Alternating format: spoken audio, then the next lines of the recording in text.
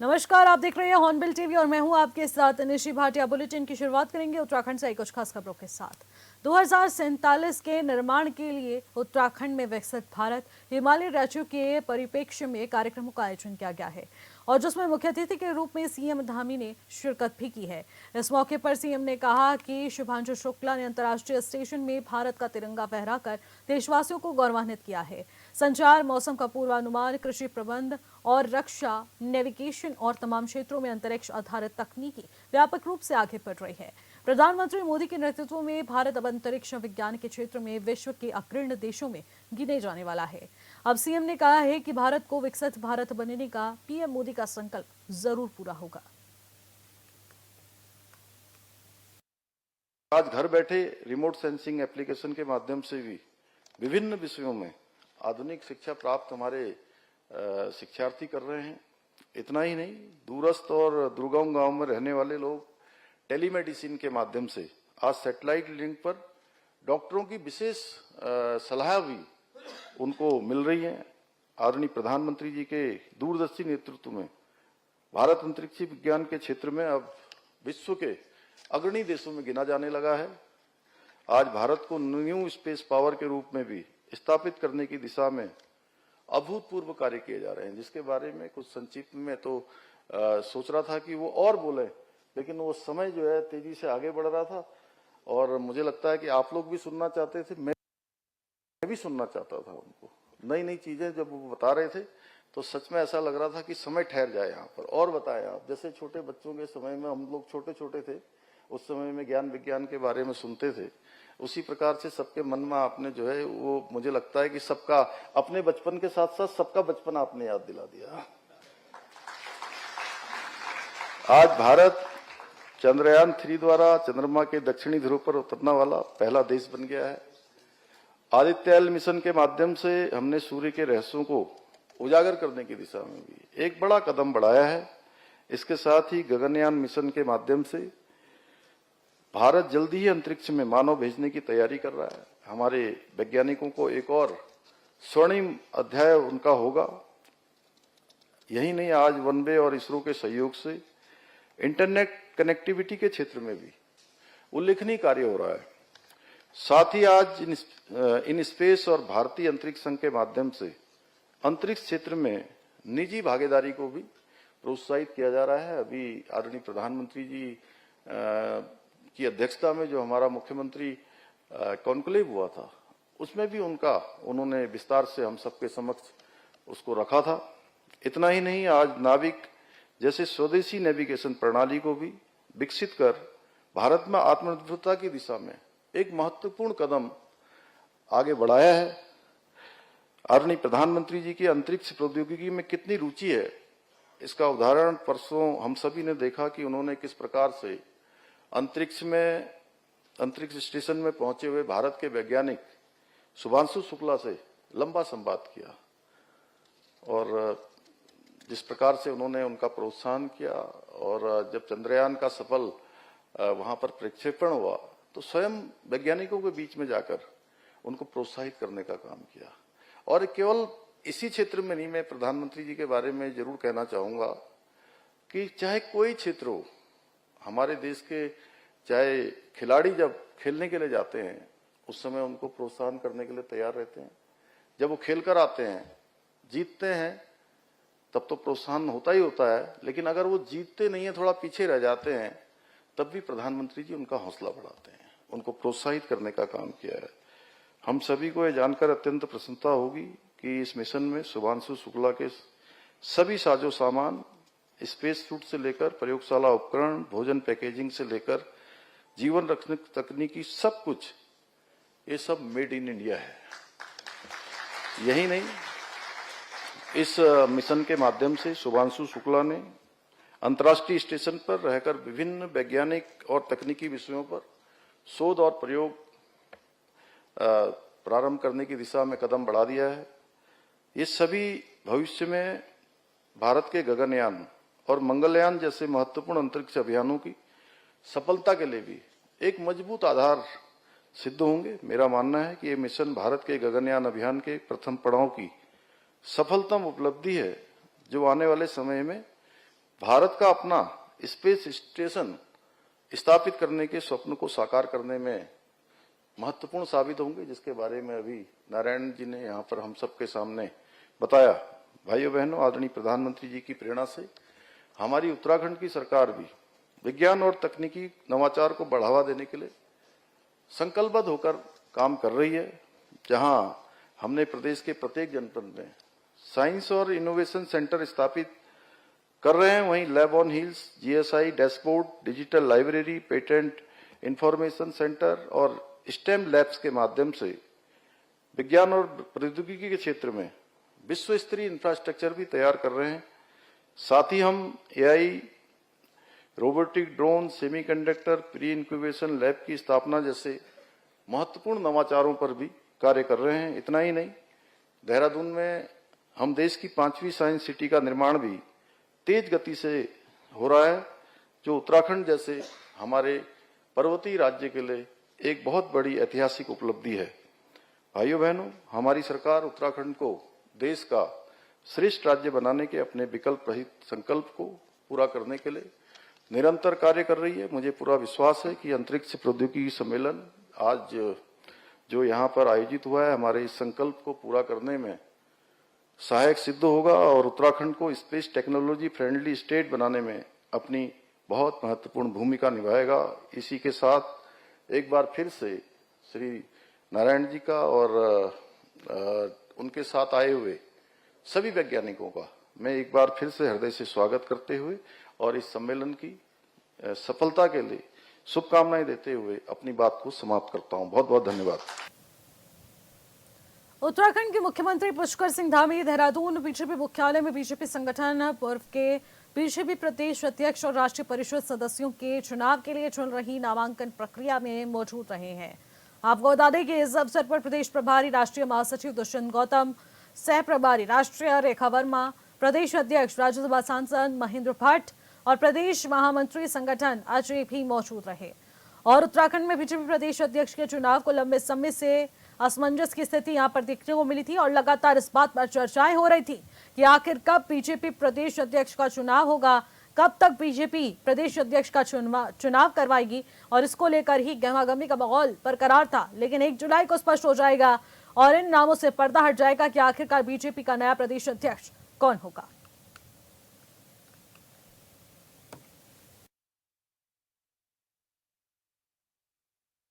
की प्रक्रिया चल रही है और हम सब लोगों ने महेंद्र भट्ट के नामांकन पत्र दाखिल किए हैं और 4 बजे तक इन नामांकन पत्रों की जांच होगी। उसके पश्चात जांच होने के बाद कल दिन में जो समय होगा उस समय के अनुसार जो है जो नाम आए होंगे उसके अनुसार चुनाव होगा। प्रदेश में पंचायत चुनाव का बिगुल बज चुका है और ऐसे में विपक्षी दल चुनाव में कई मुद्दों को लेकर मैदान में उतरेंगे। आपको बता दें कि कांग्रेस इस बार महिला अपराध को बड़ा मुद्दा बनाने जा रही है। कांग्रेस के प्रदेश अध्यक्ष करण मारा ने कहा कि प्रदेश में मुद्दों की कमी बिल्कुल नहीं है। अंकिता भंडारी मामले में वीआईपी कौन था, लड़कियों के बलात्कार में बीजेपी के पदाधिकारी, इसके अलावा भ्रष्टाचार, बेरोजगारी, महंगाई जैसे तमाम मुद्दे पंचायत चुनाव में उठाए जाएंगे।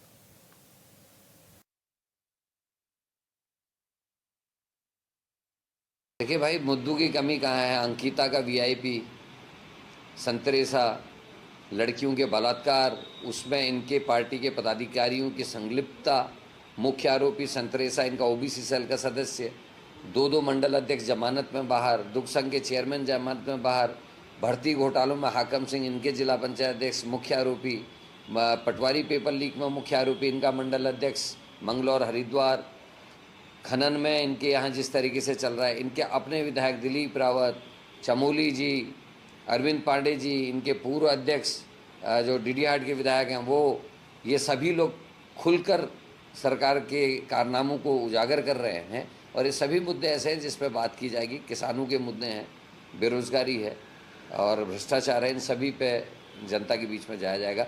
अग्निवीर योजना भी पहाड़ों में मुद्दा रहेगी।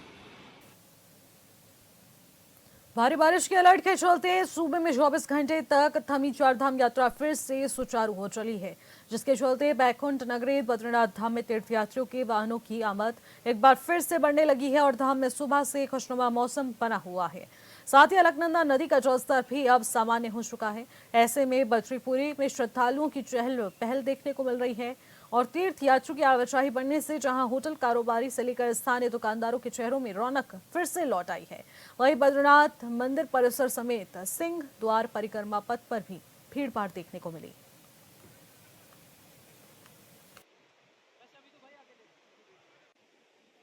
तो चारधाम यात्रा एक बार फिर से सुचारू हो चली है। बद्रीनाथ धाम में मौसम खुशनुमा नजर आ रहा है तो केदारनाथ धाम में भी मौसम में एक बार फिर बदलाव देखने को मिला कि मौसम से यहाँ पर लोग काफी ज्यादा खुश हो चुके हैं क्योंकि बारिश का सिलसिला अब एक बार फिर से थम चुका है, फिर से यात्रा मार्ग सुचारू हो चुके हैं और ऐसे में व्यवस्थाओं को कायम रखने के लिए प्रशासन की मौजूदगी भी जगह जगह पर तैनात है।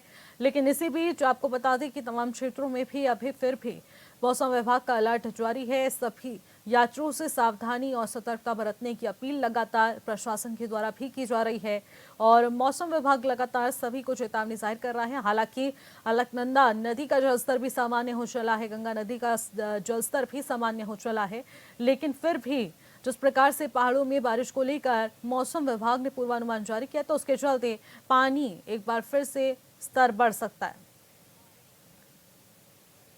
इसी खबर पर ज्यादा जानकारी के साथ संजय कुमार हमारे संवाददाता हमारे साथ फोन लाइन के जरिए जुड़ चुके हैं। संजय, जिस प्रकार से देखने को मिल रहा है एक बार फिर से चारधाम यात्रा सुचारू कर दी गई है, तो आखिरकार किन चुनौतियों के मद्देनजर रखते हुए और क्या कुछ तैयारियों के मद्देनजर एक बार फिर से यात्रा सुचारू की गई है?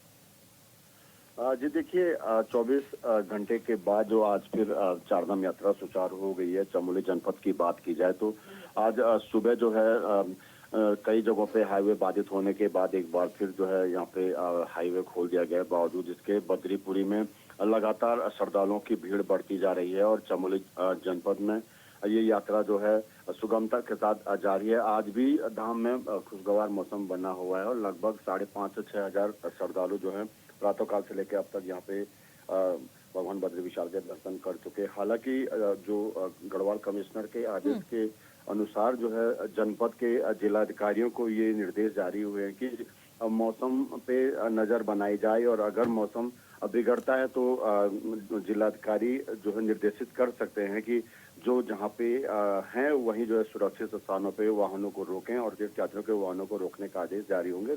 फिलहाल जो है जनपद में यात्रा सुगमता के साथ जारी है और लोग यात्री जो है लगातार भगवान बद्री विशाल के दर्शनों के लिए पहुंच रहे हैं। जी बिल्कुल, मौसम के चलते कई मार्ग अवरुद्ध हो गए थे, क्षतिग्रस्त हो गए थे। आखिरकार वहां से यात्रा को सुचारू करने के लिए क्या कुछ व्यवस्थाएं की गई हैं? क्या मार्ग फिर से सुचारू हो गए हैं?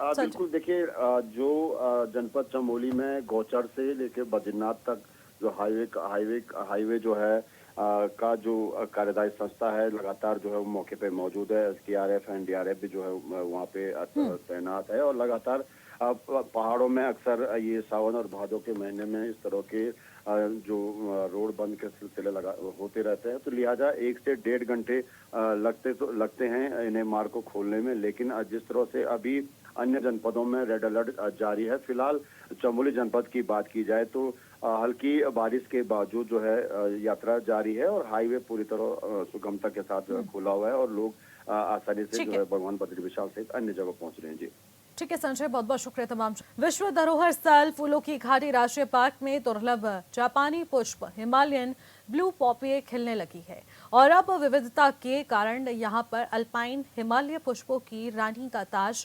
पहले से ही इस पुष्प का वनस्पतिक नाम बता दें कि मेकोनोपर्सिस बताया गया है। खास बात तो ये है कि इसी दुर्लभ पुष्प के चलते, इस दीदार के चलते हर साल जुलाई में जापानी पर्यटक दल अब नंदनकानन फूलों की घाटी की ओर रुख करते हैं। दरअसल साल 1986 तक ये विदेशी पुष्प इस वैली में नजर आते थे और इस साल 1986 में जापान के शोधरत छात्र चो बांके पुष्पों पर शोध करने के लिए फूलों की घाटी राष्ट्रीय पार्क पर आए थे और जिस दौरान उन्होंने जापान में पसंद किए जाने वाले ब्लू पॉपी के बीज घाटी में बिखरे पाए और 3 साल बाद जब वो दोबारा फूलों की घाटी लौटे तो वहां इस दुर्लभ ब्लू पॉपी की क्यारी सजी हुई थी और ऐसे में तब से ये फूल लगातार यहाँ पर खिलते रहते हैं।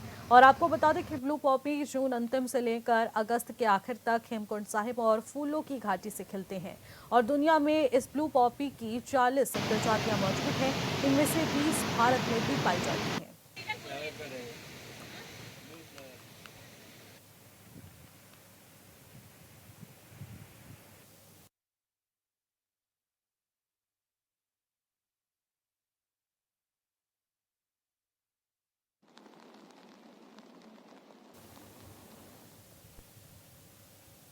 नैनीताल में हो रही बारिश के चलते तमाम क्षेत्रों में जिला प्रशासन और पुलिस प्रशासन ने मॉक ड्रिल का अभ्यास किया और जनता को जागरूक होने का संदेश दिया। बाढ़ जैसी स्थिति से निपटने के लिए किए गए इस मॉक ड्रिल में जिला और पुलिस प्रशासन के कर्मचारी अलर्ट मोड पर पाए गए और जहां नगर राहत बचाव कार्य कर घायलों को अस्पताल पहुंचाया गया और अपने अभ्यास को पूरा किया गया।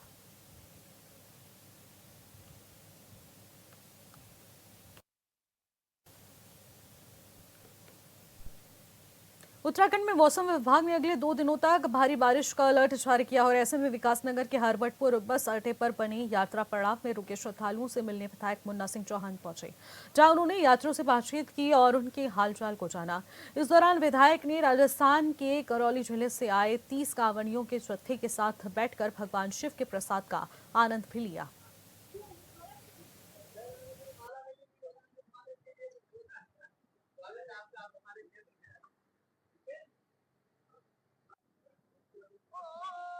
देखिए, अभी यहाँ पर मैं राजस्थान के, मध्य प्रदेश के, महाराष्ट्र के और बिहार से आए हुए यात्रियों से मिला और गुजरात से भी, गोरखपुर से, उत्तर प्रदेश से भी।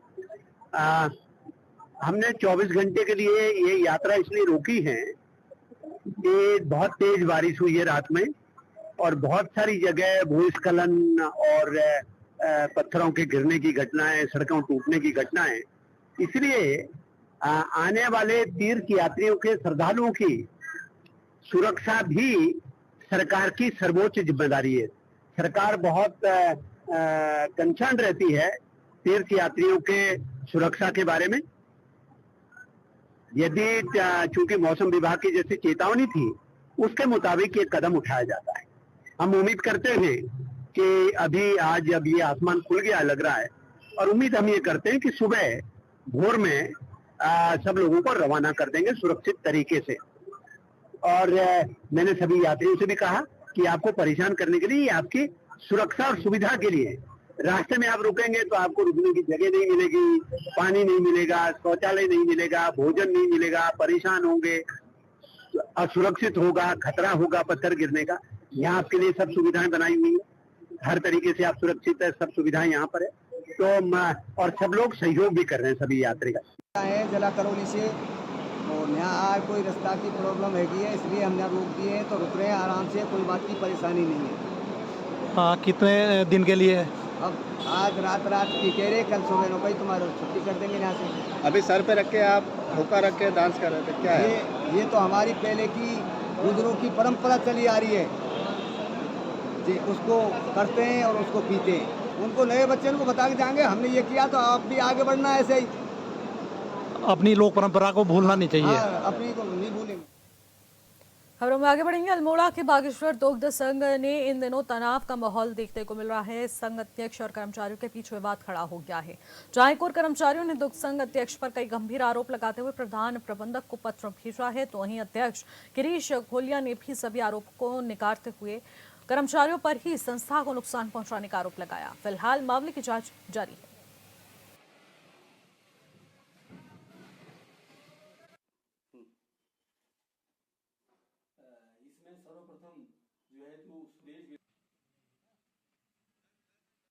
कर्मचारी अपने पटल का काम अधिकांश जिन्होंने इस पे हस्ताक्षर करे हैं, ये जो है कर नहीं रहे हैं। इनके खिलाफ पूर्व में भी पूर्व प्रधान प्रबंधक ने तमाम जो है पत्र दिए हैं इनको, और जो है आज जहां पर LIC का जो मामला ट्रांसपोर्टरों द्वारा मेरे पर मिथ्यात्मक आरोप लगाया गया है, इसमें जो है पूर्व अभी जो ट्रांसपोर्टर पूर्व पालीवाल है, इनके द्वारा जो है 1,90,000 रुपया संस्था का देना था, जिसमें इनकी प्राथमिकी भी दर्ज हुई।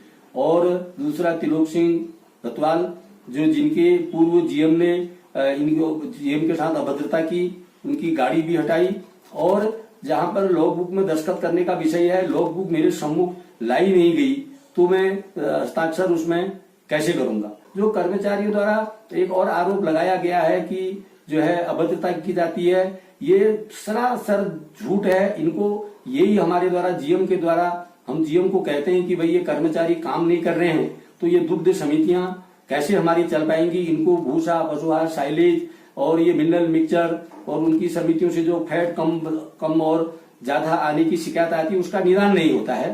तो इसलिए हमारे खिलाफ आज ये मिथ्यात्मक आरोप लगा रहे हैं कि लोग की अध्यक्ष जी कह रहे हैं कि उसको हटाओ और भेजो, तो अब मैं तो खुद ही तैयार हूँ जो है हटने के लिए जो है ना।